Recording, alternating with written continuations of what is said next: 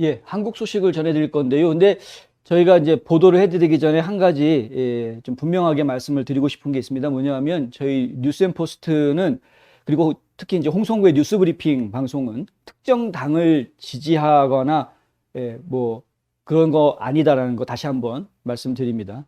저희는 이제 지금 한국에서 어떤 일이 돌아가고 있는 건지를 객관적으로 알려드리고 싶은 것이 첫째이고요.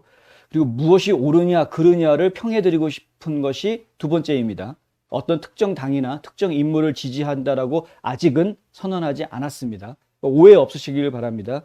근데 한 가지 저희가 말씀드리는 것은 있죠. 뭐 국민의힘이라든가 더불어민주당이라든가 이런 거대 정당들에서는 저희가 차기 대선 주자로 마땅한 인물을 보지 못하고 있다라고는 말씀을 드리고 있습니다만은, 근데 그것은 이제 누구를 지지한다라는 것으로 곧장 연결되는 것은 아닙니다. 저희 많은 사람들을 지금 아직까지는 더 지켜봐야 될 때라고 생각하고 있고요. 뭐 안철수가 어떻게 할지, 예를 들면 뭐 김동연 전 부총리가 또 어떻게 나올지, 지금 뭐 또 허경영 씨의 바람은 또 어떻게 불지, 또 이제 우리공화당이 또 어떻게 움직일지, 이 여러 가지 것들을 아직은 좀 더 지켜보아야 될 상황이라고 보고 있습니다. 어느 한 특정 정당을 지지하지 않는다는 걸 다시 한번 확인해 드립니다. 그리고 저희 워싱턴의 미주 중앙일보 워싱턴의 편집국장을 맡고 있었던 그 허겸 기자가 저희와 이제 함께 일하게 됐습니다. 그래서 지금 이제 허 기자가 예전에 그 검찰청 출입 기자였었기 때문에 지금 이제 한국에 나가 있는데, 특별히 한국의 부정선거 문제에 대해서 집중 취재를 하겠다라고 이제 각오를 다지고 나갔고요. 그래서 지금 이제 이번 주부터 활동이 지금 시작이 됐습니다. 일단은 첫 번째 취재지가 바로 그 남부 법원이었는데요. 서울 남부지법에서 오늘 그 황교안 전 총리가 이제 그 제소했던 이제 경선 중지 가처분 신청에 대한 첫 심리가 있었다고 합니다. 그래서 그 첫 심리 현장을 취재를 했고요. 일단은 이제 이 경선 중지 가처분 소송이 뭔지 잘 어색해 하시는 분들을 위해서 간단하게 먼저 설명을 드리자면, 지난해 이제 4.15 총선의 부정 의혹을 규명하기 위해서 자유우파 진영의 노력들이 지금 계속되고 있는 상황인데, 그 중에서도 그거는 그것과는 또 하나의 별개로 지금 이제 그 4.15 선거에서 부정선거가 있었다라고 주장했던 유일한 대통령 후보가 있었죠. 그게 이제 황교안 후보였는데, 황교안 후보가 이것을 지금 주장을 하다가 이 국힘당에서 대선 후보를 4명으로 압축하는 과정에 탈락이 됐습니다. 근데 그 탈락된 걸 보고 많은 사람들이 지금 의아해하고 있는 부분들이 있죠. 뭐냐 하면은 8명에서 4명으로 줄였다고 하는데, 좀 투명하게 누가 몇 퍼센트를 어떻게 받았는지 투명하게 좀 얘기가 됐으면 좋은데 다 공개를 안 하고 있는 애매한 상황이 된 것이죠. 지금 외부에 알려져 있는 거로 이야기하면 4등으로 이제 턱걸이 당선이 4위에 걸린 사람이 원희룡 제주지사인데, 이 원희룡 지사가 4.1%를 받았다는 겁니다. 4.1%. 근데 떨어진 4명, 나머지 4명이 받은 걸 합하면은 18%라고 합니다. 그러니까 이 4명 떨어진 사람들이 몇 프로 받았는지가 공개가 안 돼 있습니다. 당선된 사람 4명이 몇 프로씩 받았는지가 공개가 돼 있는데, 일단 통과한 4명의 지지율을 다 합치니까 18%가 빈다라는 거죠. 그래서 떨어진 사람 4명이 18%구나 이렇게 된 겁니다. 그런데 18 나누기 4 해보십시오. 그러면은 4.5가 나옵니다. 평균으로 해도 4.5가 나오는데, 그러면 4등으로 된 4.1보다는 단 한 명이라도 더 많은 표를 받은 사람이 분명히 있다라는 결론이 나오는데, 어떻게 해서 4.1%가 4등이 되고 이 사람들은 몇 퍼센트를 받고 어떻게 떨어졌는지 왜 공개가 안 되느냐, 이제 이런 불만들이 지금 나왔던 것이죠. 불만뿐만이 아니라 이제 의혹 수준입니다. 물론 이제 산수 좀 하실 줄 아는 분들은 금방 떠올리실 수가 있는데, 뭐냐면요, 18% 중에서 예를 들어서 한 2% 정도, 2% 이상 무효표가 나왔다면, 무효표가 나오면은 얘기가 되죠. 무효표가 많으면은 그러면은 나머지 4명도 결국은 4%를 다 받지 못했다, 뭐 이런 식으로 이제 얘기할 수가 있는 상황이 벌어질 수 있습니다. 그런데 일반 경선에서 과연 무효표가 2% 이상 나올 수 있느냐? 거의 불가능합니다. 그래서 어쨌든 이런 의혹이 지금 제기가 되어 있는 상태고, 그래서 국힘당의 경선도 지금 부정선거다라는 주장이 지금 나온 상태여서 이 경선을 지금 중지해야 된다. 이 부정선거 문제를 시시비비를 분명하게 가리고 나서 그 다음에 진행을 해야 된다라고 지금 황교안 후보 측에서 소송을 내놓은 상태입니다. 첫 번째 심리가 벌어졌고요. 심리가 벌어진 결론은 아마 25일경쯤 나올 것 같다라는 이야기가 지금 나와 있는데, 25일에 이제 두 번째 심리가 벌어질 때 그때 어떤 이야기들이 이제 판사들한테서 나올지 저희가 관심 가지고 좀 지켜봐야 될 문제입니다. 일단은 허겸 기자가 현장에서 보내준 영상 그리고 내용 좀 함께 보시겠습니다. 네, 안녕하세요. 저는 서울 남부지법 앞에 나와 있습니다. 현재 그 민경욱 국토본 대표께서 기자회견을 하고 있는데요. 내용 한번 들어보시겠습니다. 그런 감정과 관련해서 거짓말을 한 경력이 있기 때문에 우리는 신뢰를 잃었어요. 대법관이라면 저스티스, 진리를 얘기해야 되는 사람들인데 우리는 그 사람에 대한 신뢰를 잃었습니다. 무신불립, 신뢰가 없으면 아무것도 안 되는 거예요. 좋은 자를 내고 반박을 하고 설득을 하고 이렇게 해 나가도록 하겠습니다. 오늘 변호사 3명이 함께 했는데 모두 다 열심히 해줬고 또 아주 그 임팩트 있게 그렇게 얘기를 잘 한 것 같습니다.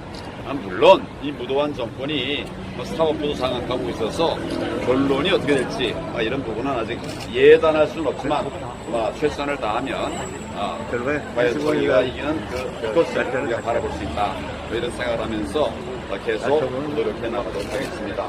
여러분들의 힘이, 여러분들의 응원이, 여러분들의 성원이 반드시 우리에게 승리를 가져다 줄 것입니다, 여러분. 수고하셨습니다. 감사합니다.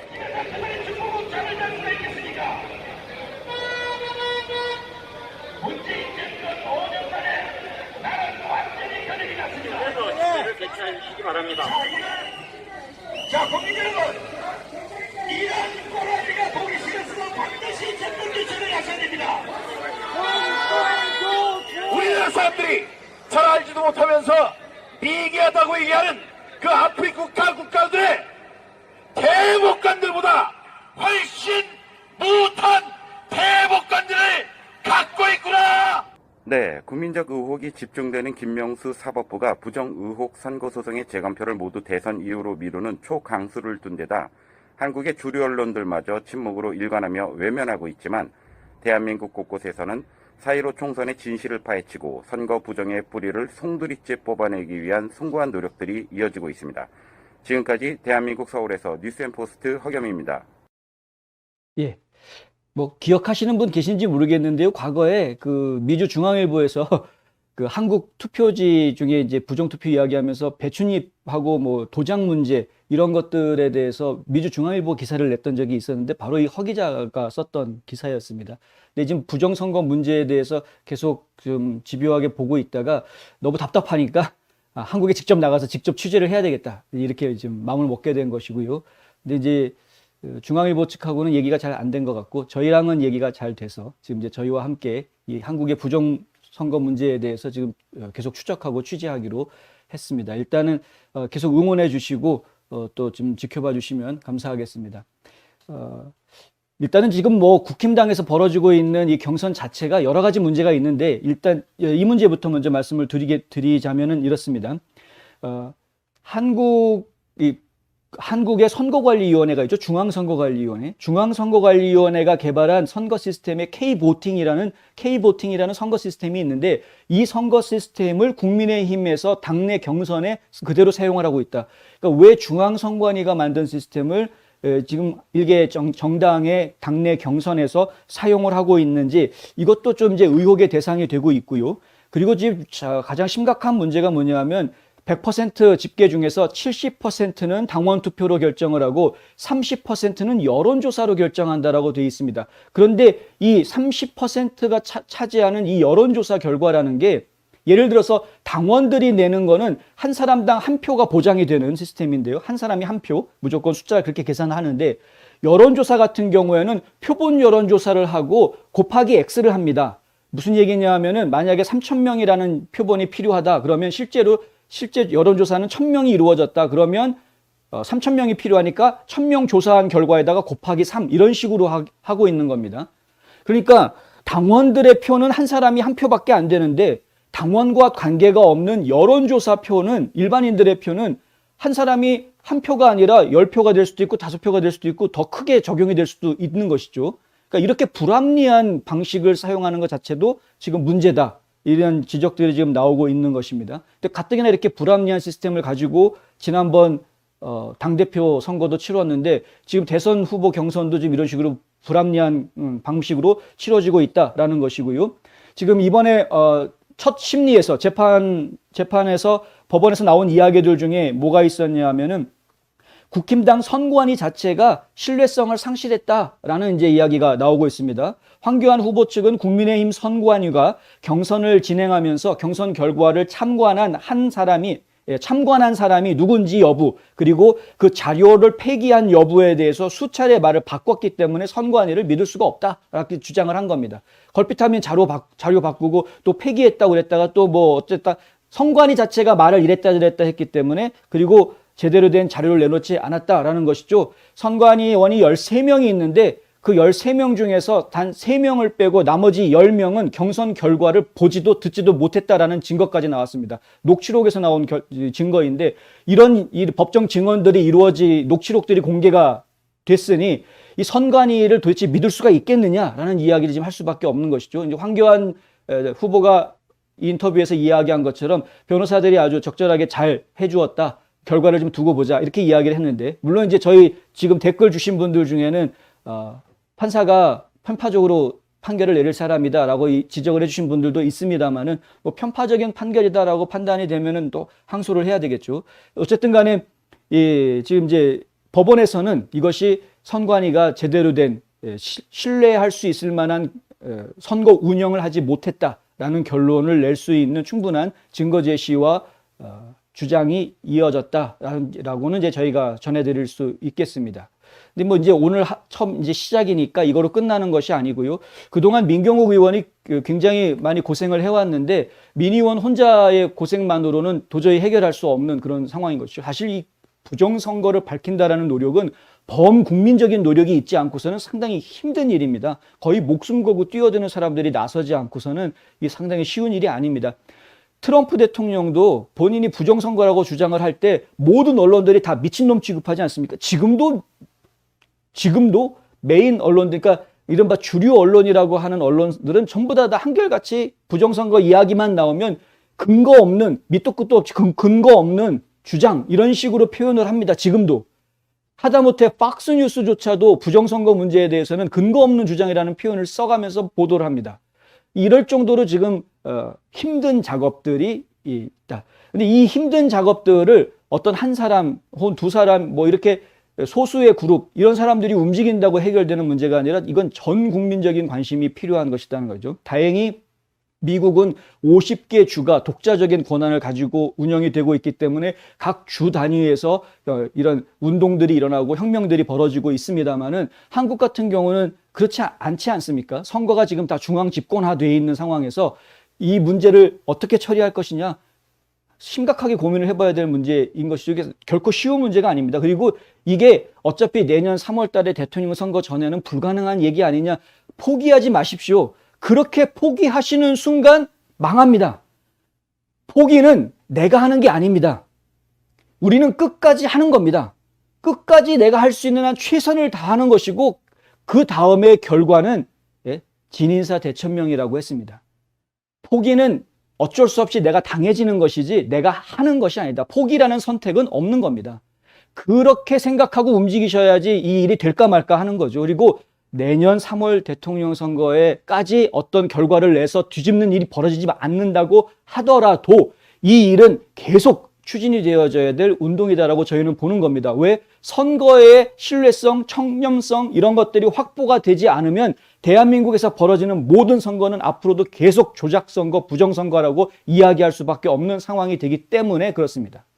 이거는 내가 부정선거 때문에 떨어졌다라고 억울해하는 사람들만의 이야기가 아닙니다. 모든 국민들이 다 같이 공감하고 움직여줘야 할 문제입니다.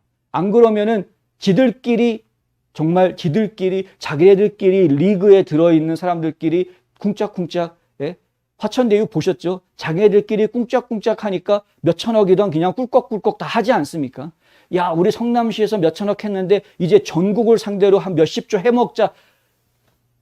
그냥 내버려 두실 겁니까? 우리가 개돼지가 아니라 국민이 돼서 우리 국민이 가지고 있는 힘을 제대로 보여주시려면 그러면은 이 부정선거 문제에 있어서는 전 국민이 나서서 함께 싸워야 할 문제이다. 뭐 그 당을 지지하고 안 하고 그건 상관없습니다. 이건 별개의 얘기입니다. 예. 그런데 지금 대한민국에서는 이제 이 양반들이 앞서서 하고 있으니까 부정선거 문제에 대해서 그렇게 이야기하는 거고 다른 분들도 사실 좀 나와주시기를 바랍니다. 또 대한민국에서 또 박근혜 전 대통령, 박근혜 대통령이 지금 아주 불합리하게 감옥에 좀 투옥되어져 있는 문제에 대해서 계속 이야기하고 있는 거 우리 공화당 열심히 하고 있지 않습니까? 또 이제 정광훈 목사 쪽에서도 열심히 또 이야기하고 있긴 합니다만은. 근데 이제 우리 공화당이 그 문제에 있어서는 가장 앞에 나서서 이야기하고 있죠. 그러니까 그것도 열심히 다른 분들이 좀 그것도 좀 도와줬으면 좋겠는 거죠. 그러니까 좀 정의가 바로 서게끔 해줘야 되는 것 아닙니까? 저는 이제 이런 것들이 하나하나 다 당신이 옳은 걸 하고 있구나. 당신이 옳은 걸 하고 있구나. 그러면은 그 사람이 어떤 당이든 간에 일단 옳은 일을 하고 있는 것에 대해서는 인정해주고 도와주자라는 이제 얘기를 드리고 싶은 겁니다. 근데 이제 다른 건 모르겠지만 저희가 부정선거 문제에 있어서만큼은 직접 한국에서 취재하는 이제 전담 기자가 생겼다라는 거 저희 기쁜 마음으로 알려드리고요.